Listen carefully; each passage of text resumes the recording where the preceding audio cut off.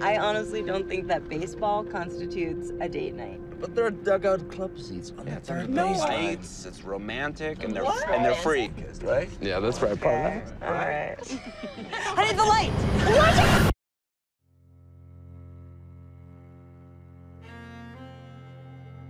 I killed Tom. It's an accident. People don't go away for accidents. Look, man, I know you're scared. But you need to know this. You'll be with the big boys. So you gotta stand up for yourself. Because once you're marked in there, move! It will never end.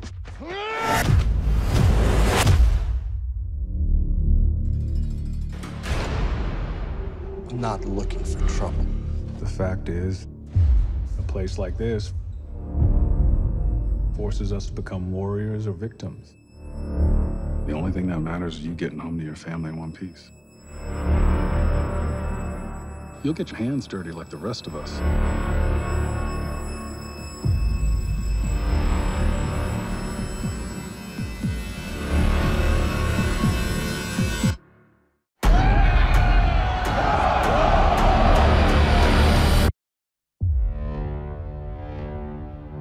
Everything you do in this game has a consequence.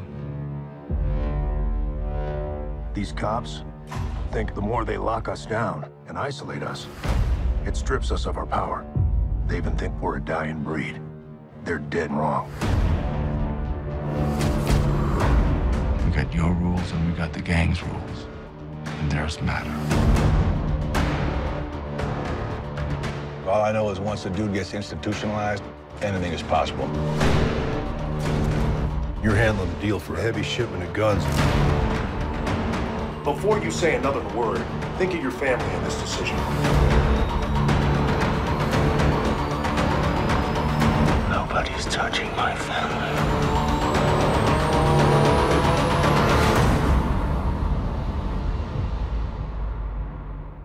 How are you? Welcome back, Nikolaj. We're so happy to have you. You were here a few months ago for a movie, Small Crimes. Yes. And now you're back with another movie. You're really killing it these days. Well, yeah, it's great to be here. Yeah. We're happy to have you. You guys happy to see Nikolaj in the house? Yeah. What'd you think of that trailer? It looks pretty intense, huh? Yeah. How did you get involved in this film, and what drew you to the role? It was, I'd met Rick Roman, the director, a couple years before, and we had a really good meeting, but nothing came of it. And then he sent me the script. I read it, and I was just blown away. It moved me, and it scared me, and I was like, is it me? Do you want me to play this character? I wasn't sure. Suddenly I was like worried. You know, sometimes you get a script and then, oh no, we wanted you to play, you know, the guard. Yeah.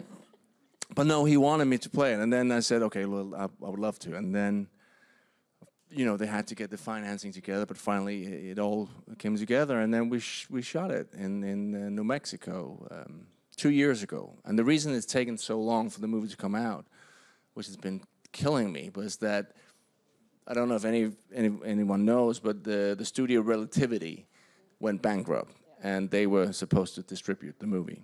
So we got held up in that mess.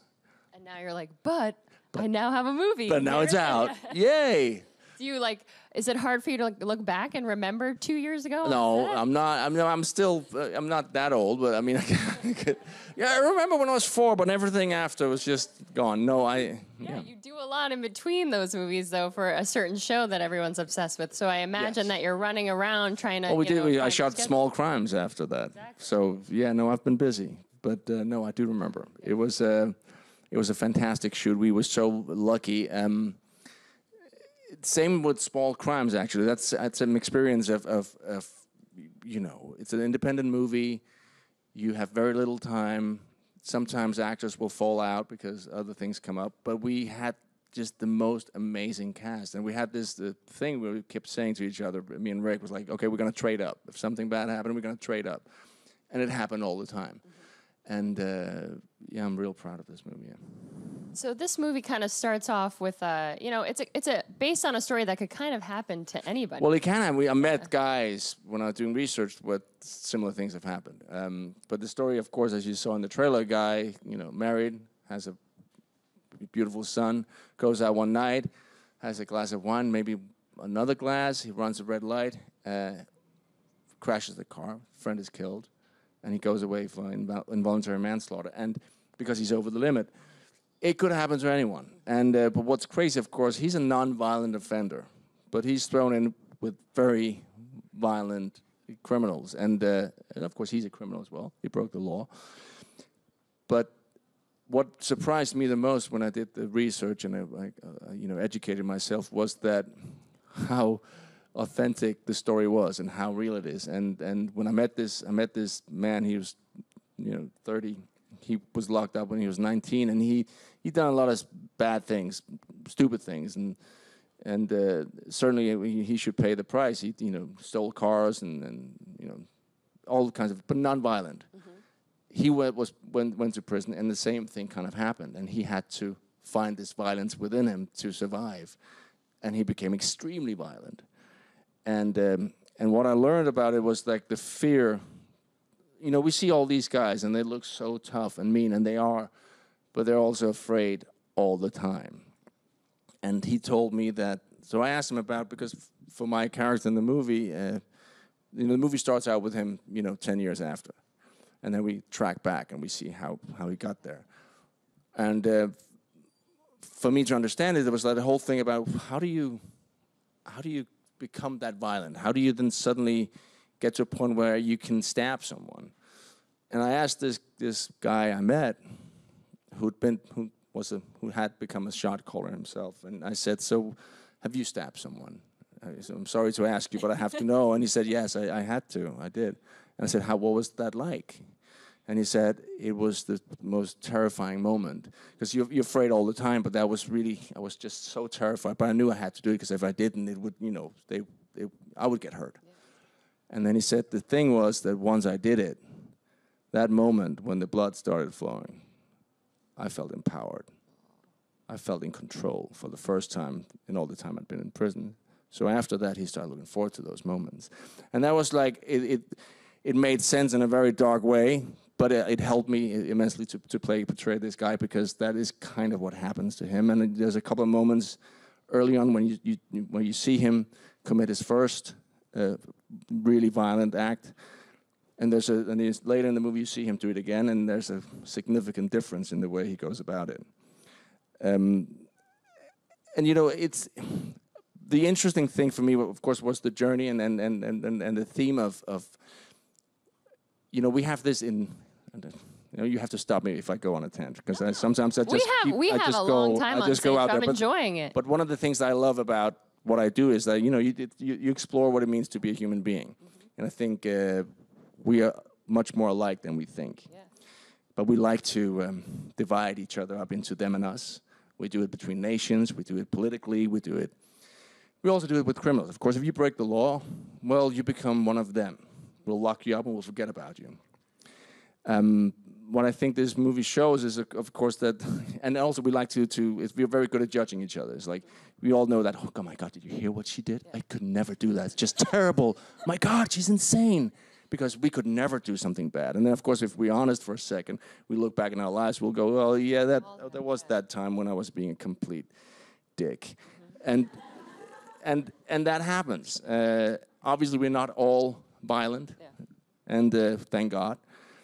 But I think we all have the capacity for violence. I think that we can all say, no, I would never do that. But then if I say, okay, well, what if someone was threatening your child?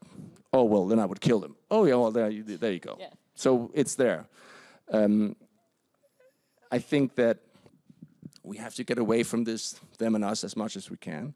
And I think for society to work, I mean, the fact that we lock up more in this country, more people than anyone else per capita in the world, in the Western world, is insane. And we waste so much money, and we waste so many resources. We can do better. I believe that if you commit a crime, you have to serve the time. Yeah. But the thing is, you also have to be able to come back. Because we don't want you to come back and be a maniac. And that's kind of what happens, because people get traumatized in there. And we don't rehabilitate. We have to do better. And hopefully, I mean, the thing about this movie, what I hope for is, of course, you have a great time in the movie theater. It's an exciting, thrilling movie. if you also then have to go, hey, can that be real? Can that really be the way it works? That would be great. Yeah, and then research. Yeah, it Yeah. seems that you did your research into the And I'll prison breathe. systems, and yeah. Okay. But this movie really does make you think and go to the internet and ask the questions, Yeah. because you're like, yeah, could this really have happened? Is that something that you did as you looked into the prison systems and Well, kind of- yeah, I mean, again, Rick, the director, he'd spent years researching, and he really knows this world, and authenticity is so important to him. He introduced me, we went on trips to prisons, and we met a lot of inmates and a lot of correctional officers just to you know, to get the perspective and to try and understand what it's like to be inside, but also that whole thing about being institutionalized, what it does to you. And I mean, I've never served time. I've never been, you know, in prison myself. So the first time I walked through the doors, it was very, it really was an eye opener. And I think it's one of those things where you talk about it, you read about it, but what you never read and what you can't read or what you can't see on a documentary, you can never, I mean, your senses, the sensory overload, the smell, the noise, it's just quite frightening. Yeah. And then to imagine to come into that situation, not being from that world, that happens to Jacob. It's, yeah. And then imagine going in and coming out, and after just the sensory information that you just told us, these men are in jail sometimes for years upon years, and then they're released into this world that they haven't been a part of in so long. Yeah, and also, and also, you know, that thing about them and us. Once you become them, we're never going to let you forget about it. Yeah. You're not going to be able to go anywhere without letting people know, oh, I'm a felon. I've done something bad. And I understand we have to, I mean, all that makes sense on many levels. The thing that doesn't make sense is that we don't help. You know, if you're 19 or 20 years old and you go in and you have, you know, you haven't been very good at school because you started, you know, doing stupid stuff when you're 14, you need some kind of help. And the thing is, now people come back out, and I think it's almost 70% reoffend, and they do go on to do worse crime. It's not good for any of us. And it's, of course, it doesn't just affect you know, the inmates, their families, of course, the victims' family, all those things. It's so many people that are affected, and you just have to do better. Yeah. Being a father yourself, yes. What was it like for you to play this role and get into that mindset of here's what your character was like before? Well, I think that's the thing that I think is the hook for the audience, is of course his relationship, his family, the fact that his whole focus throughout his time inside is his family. You know, he'll do crazy stuff, but he has, in the beginning, it's all about, okay, I'm going to do this so I can get out and take care of them. And then at one point, it's still, I don't want to give anything away, it still becomes about the family, but it's in a different way. It's like, okay, I'll do what I have to do. You know, it's such a scary thought I mean, the idea that, you know, I travel a lot. I hate being away from my kids, my family. The idea that I would be locked up and first of all, not able to see them, but also knowing that I'd done something like Jacob here that really affects their lives in a negative way. And I spent a lot of time thinking about that. And that's, you know, I can understand why some people go crazy in there. Was it your idea or the director's idea to kind of change your appearance? Because did you feel that switch when you were on set, when you looked like this versus when you just... No, but yes. I mean, obviously we have to show that the time passes, and, you know, facial hair is very effective. And then, of course, the tatting up shows both an emotional and all, you know, time passes, but also it shows that he takes on this uniform, because you know, I was asking about on his back it says white pride, and we had a lot of discussion about this, because I was like, because he had to join up with the gang. The white gangs are white supremacist gangs, Aryan Brotherhood, and then you have black gangs and you have the Hispanic gangs, and they're all pretty mean people. So I met this guy. I said, I met this guy. He had all the tats, and I said, so tell me what I mean. Why this ideology? Why do you? do you all know it? Do you read? Do you study this? And he said, no, we don't care about that. This is basically, we put all this on to scare the shit out of you. It's like war. Like it's working. It's war paint. And that's what I said. Well, trust me, it works. Yeah. And then you see all these gangs. You see the Mexican gangs. They have the same thing, all that, and it works. It scares you. Of course, there are some ideologists. There are some that really believe in all that. This bullshit. Yeah. But that's not where he came from. That's not what he's about. But we had to show, I mean, this is not white supremacy. You can't see all the tattoos, but they all have meaning. All the prison tattoos have meaning, and we spent a lot of time finding the right. There's the passing of time. Of course, there's the family. There's the friend that was killed. I mean, most people watch the movie, they won't be able to they won't get to that connection, but we do, and I'm sure that, of course, some of you will know the spiderweb. Every line is a year served in prison. These things, and the funny thing is now that I've learned about these tattoos, now these are really cool to wear for kids. Yeah. And I just sometimes I go, do you really know what that means? You're sending a signal to some people will go, wow, you're really tough. You served amazing. You're just 17. You've been inside for 12 years. Yeah. Wow. You're 11. You must be a tough man. Yeah. Well, this look and this film is very different from what we are used to seeing you on our screens lately. And I know we only have 5 minutes left, but I have to, of course, talk about Game of Thrones because we're towards the end of the season. Sure. Do we have Game of Thrones fans in here? Yeah. Shocking. I didn't know anyone watched that show. So we'll come back next year. That's it. You had such a great... The Spoils of War was one incredible episode, and you had a big story arc in that. Where I thought maybe the season was your end, but you lasted, you survived. Let's give him a round of applause. Yes. So far. Yeah. Was it hard to keep the secret after you float away into the deep, dark ocean or whatever that was that you fell into? It was a deep, dark pool in Belfast. That was probably my worst day of shooting in my life, doing that. We were going through... As you know, I fall into the water, and then he sinks. And we shot a whole day, and it was 5 meters, 15 feet. I had to float down. So you have to, what do you call that thing when you have to... Equalize. Equalize all the way down. I'm not very good at equalizing. I'm a scuba diver. I'm not, guys. That's just like... That's just... and of course, I'm wearing this armor. So it was just this... I mean... I was going through the water. I had to let go, and 1, 3, 2, 1, go. And then I'm going down, and it's all murky waters. You can't see anything. And that feeling of, in a situation like that, you want to know that, well, I can get out of this. But that day, I just couldn't. So the only thing I could do, I had to go, and of course, they're shooting. So at one point, I have to go like this, and that means that the safety diver is going to come in with some air. And it triggered all my claustrophobia. And I was like, are we sure we have to do this? I mean, I really became a bit of a, but we did it until the end, which it just, no, I shouldn't, maybe I shouldn't. But safety was paramount, I have to say. Everyone was really cool. Yeah. And the end, the last moment, I'm doing this, the last take, and I'm doing this, and it just takes, for me, it was an eternity. It's probably like half a second. Yeah. And the guy comes over, and then it's like he puts the thing in my mouth. I'm like, what's going on?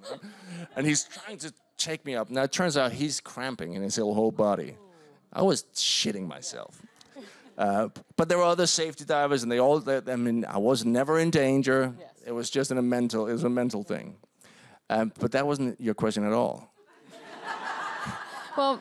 I just want to know that I'm okay. A lot of fans said that, first of all, you're charging towards the dragon. Oh, you're the Kingslayer. Well, Jamie, you're not a dragon slayer, Jamie. Don't. Well, he sees an opening, right? He sees that moment when he goes, this is a Hail Mary. I'm going to throw a Hail Mary. I'm going to end the war. Yeah. I'm going to save us all from this crazy invader who's come to Westeros. I know you love her. I know. But think about it this way. Think about, you live in a country, and it may not be the best queen in the world, but you love her. And all the people there, suddenly there's a whole army of Canadians coming.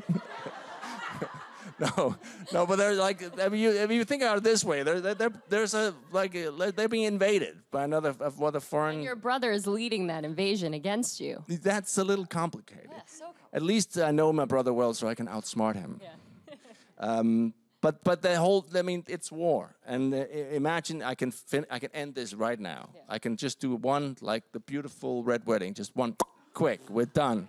That episode, I was pacing around my living room, I was like, the dragon's gonna die. Oh my God, Jaime's gonna die. Daenerys is gonna die. I thought nobody died. I'm kidding, of course, and also it's not real, so it's all good. I mean, you were running along that shore, and it was pretty shallow, and then all of a sudden you fell into a pretty Yeah, I water. hadn't seen that hole, but thank God there was a hole in the... But that can happen, I've been told. Yeah. It's very realistic. Yes.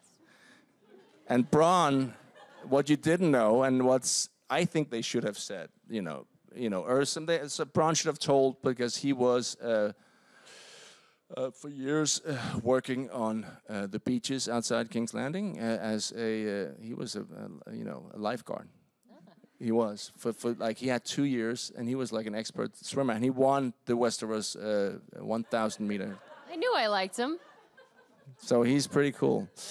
And what else? Oh, I'm gonna be Jaime's gonna be a dad. Dad. Yeah. Aww. So nice. Which is why he's not in episode 6 on Sunday, because he's so excited. He's decorating the nursery. Yeah.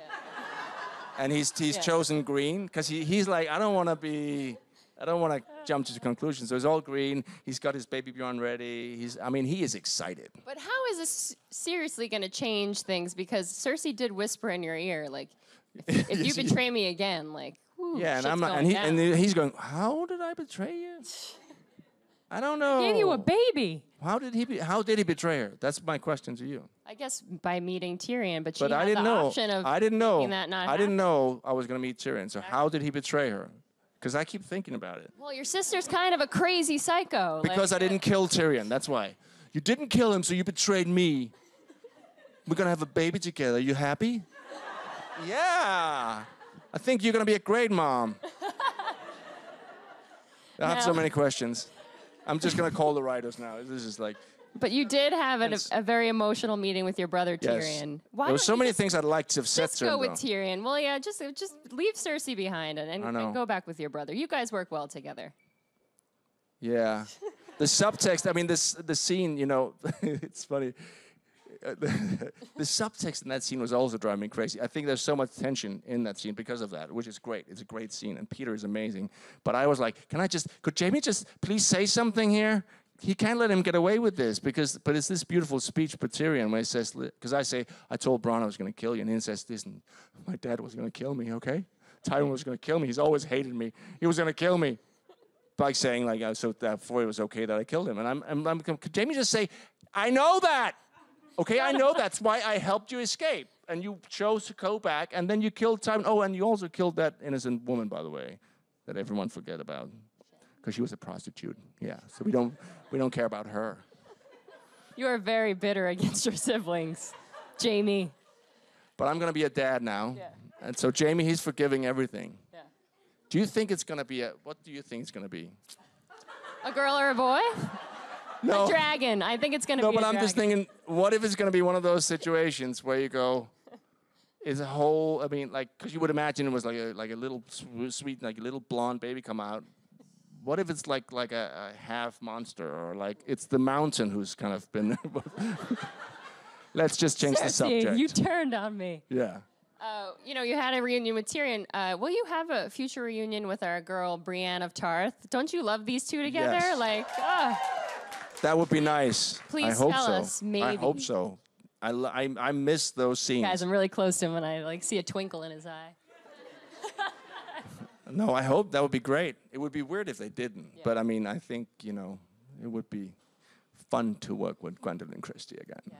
Well, Tormund's right on your back, though. So He certainly is. I think he has other plans. Yeah. Before I go to audience Q&A, I have one last question. So Kit Harington had said that out of anyone he hasn't gotten to work with on set, he would love to work with you. Would you like to work with him and have a Jon Jaime showdown of sorts? Oh, does it have to be a showdown? Yes. Wouldn't it be nice if they were on the same side fighting? If all these people could finally go, okay, maybe we should worry about that guy with the spiky head and blue eyes. Yeah. Don't trust guys with blue eyes. It's just not gonna work. I think that would be nice. They could fight a common enemy, right? Yeah. Because why would they fight each other? It's so true. Yeah. When there's those frozen dudes and the Night King coming for them. I know. It's like you would think that at one point you go, maybe we should just focus on those guys. Yeah, but you and Cersei are not. You're only interested in your baby right now. I don't think she cares that much about the baby. She just wants world dominance. I love that scene with the guy, the banker. She goes, well, all I want is power. I just want to own everything. And he's like, well, we can make that happen, yes. It's like a Monopoly board where they're just walking around. I want to take that. And I want yes, to take if you that. just give me your PIN code, we'll make that happen. And the last season's coming up. I don't know when, probably like 4 years from now, because you're going to make us wait. Are you sad to go and film the last season, or are you ready to kind of put this to rest and give fans what we've been waiting for? Such a mixed feeling. I'm torn. I'm torn, really.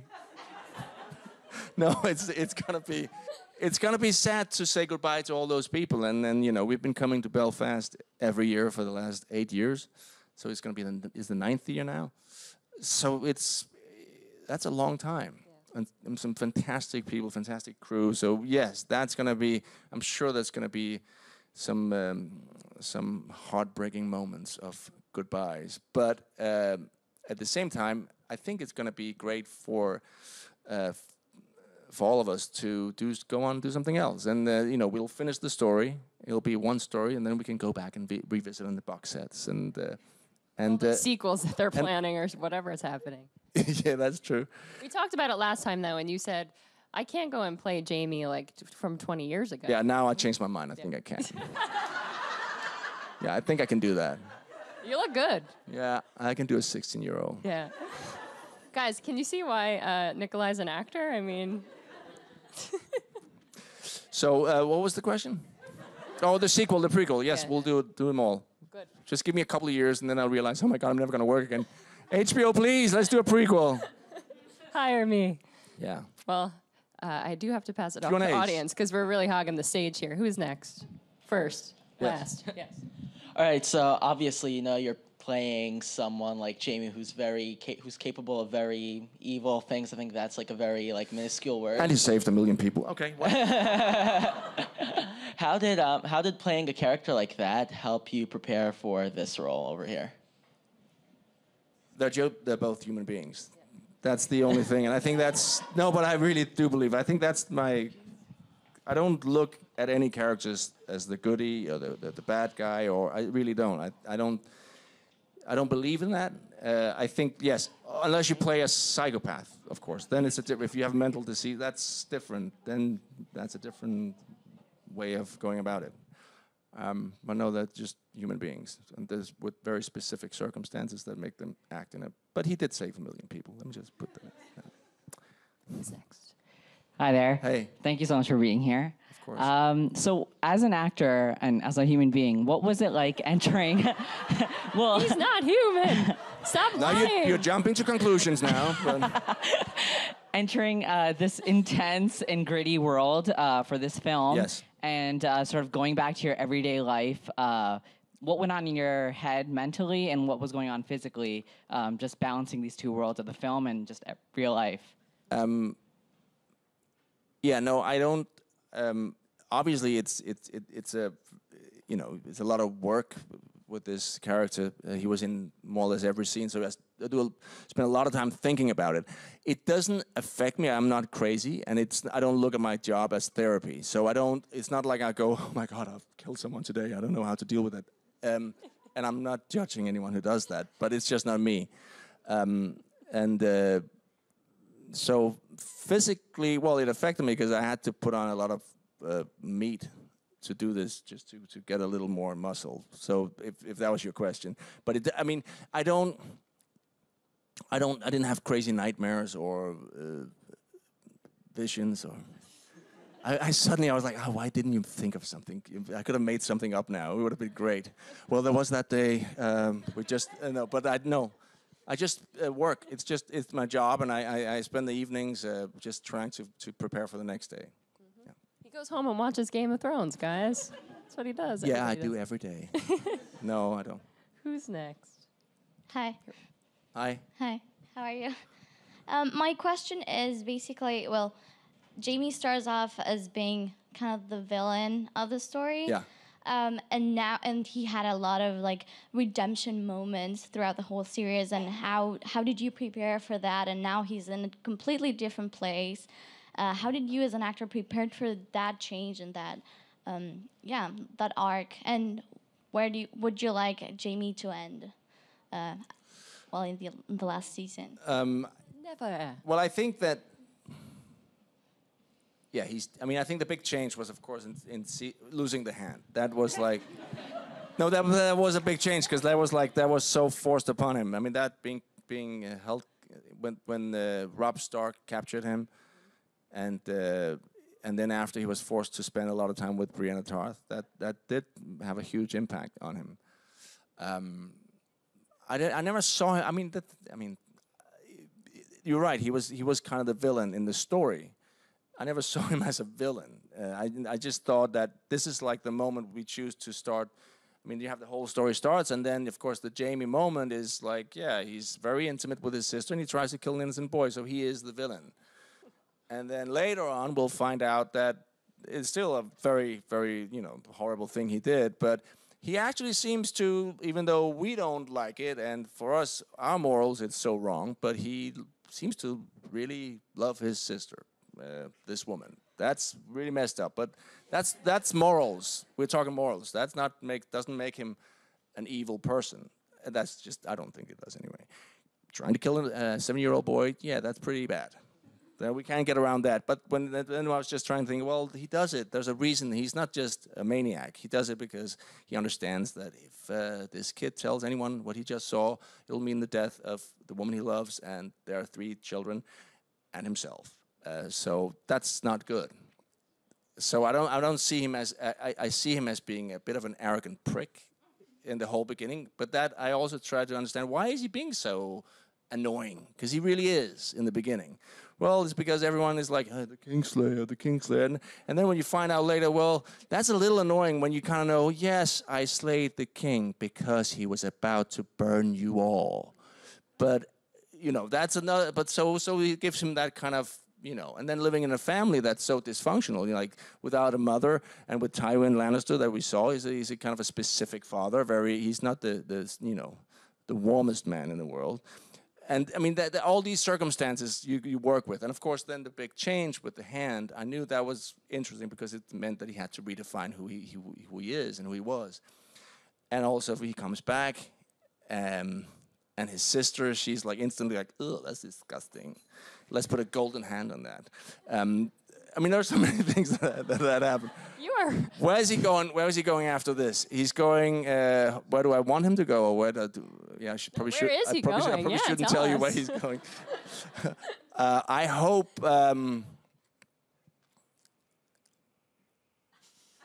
It's weird. What do I hope? What does he hope? Me, right? Because he's fictional, so he probably doesn't have any ideas. I hope that I do hope that they get rid of this. That he survives, but that Cersei's rule will end. I don't think she's that good of a queen, but I'm not sure that. I'm not sure anyone would be good. Probably Jon Snow would be good as like the king, and then they would be buddies. Cersei and Jon, or you and Jon? No, not just me and Jon. And then they'll be friends, and Tyrion will also be there, and he'll like his brother again. And Good times, a fairy tale. Yeah. Yeah. But will you be Cersei's end? Are you going to kill Cersei? Oh, that big theory about it's a great theory. Yeah. There's so many great but theories. Maybe it's too perfect, right? They came in together and I don't know. It makes sense though, doesn't it? Yeah. We'll have to wait I don't and know. see. I don't know. Yeah. He knows, but whatever. Who's that? Here we go. Hi. Hi. I just want to say I'm a huge fan. Thank you. Especially of your role as Jaime Lannister. And I wanted to ask, what do you think of the theory that Jaime Lannister could be the prince that was promised, the savior for Game of Thrones? Okay, could you just explain that to me very quickly, the theory? Well, that he's the one who defeats the White Walkers, and he has to kill someone that he loves. Yeah. Azora High. Yeah. Azora High. I think that, I hope that he'll be involved with the whole, I mean, I think if you look at some of the, and we all know that this Valyrian steel, that's pretty, you know, that's a good thing to have. And we know there are a few swords around. You know that Jon Snow has one. We know Brienne has one. And Jaime has one. Any more? And then Arya has a dagger. What? Sam. And Sam, of course, has his, yeah. So you would think that those swords would be, I hope that he'll be involved in the end. Now, I don't, I think that my theory, and I don't know, just seriously, I don't know, but I would think that there, I mean, I want this to be the truth, that they have to work together. I think that's one of the points, they have to get together. But if they do it, I don't think there's going to be one guy who's going to go, yes, I got him. If anyone should kill the Night King, I think it's going to be Jon Snow. It's like, we got to have Jon Snow in there. But I think that it's going to be all of them together, hopefully.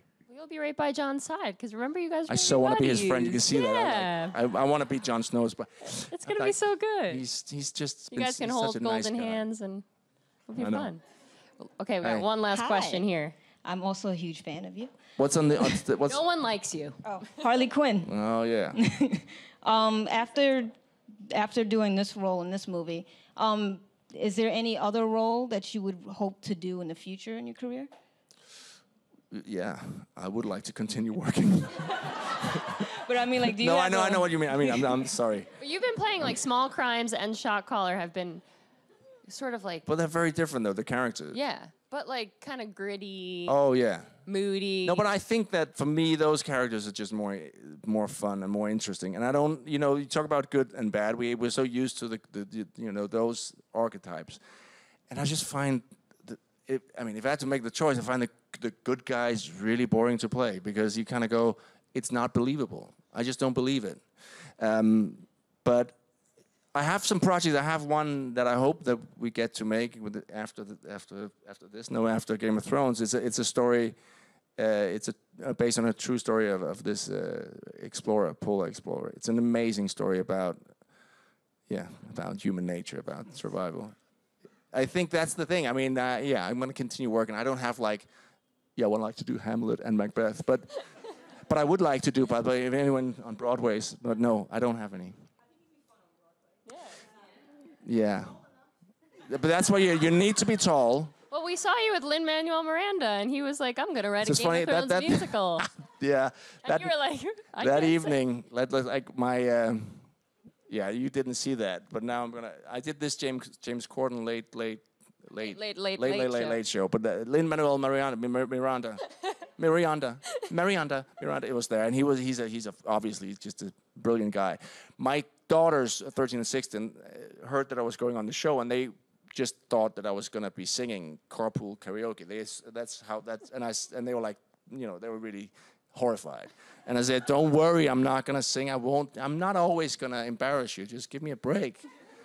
And then for some reason, we're doing the talk show, and we're almost at the end. I didn't have to do anything stupid. And then he says, so you work out for this? Yeah. How do you work out? Well, you know, the prisoners, they like to use each other's. How do you do that? Well, for example, they could do squats with each other. Can you do that? Oh, yeah, I can do that. Can you do it with him? And then I'm just like such a kid, and instead of just saying, you know, I'm good, I just go, yeah, I can do that. So suddenly I'm squatting with Lin-Manuel Miranda on my back, and I almost didn't make it up. I was like, oh, God. It was so embarrassing. I mean, and I haven't spoken to my kids since. They're like... So you didn't sing, but you still embarrassed. No, I think I farted a little bit, but no, I didn't. But yeah. You see your face like, what's he saying? But be on Broadway. You could do Broadway. You could do a play instead of singing. Oh yeah, no, I wouldn't be singing. You're very theatrical. Let me. You think I could do Broadway? Woo! You're so funny. Well, come back to Build anytime you want. Thank we you. love having you here. This has been so fun. It's funny. I'm doing all this crap, and it doesn't work with this character. That's it. So let me just do that again. Yeah, no, I'd love to come back. Guys, Shot Caller is out Friday, right? Pound it. Thank you. Thank you, guys.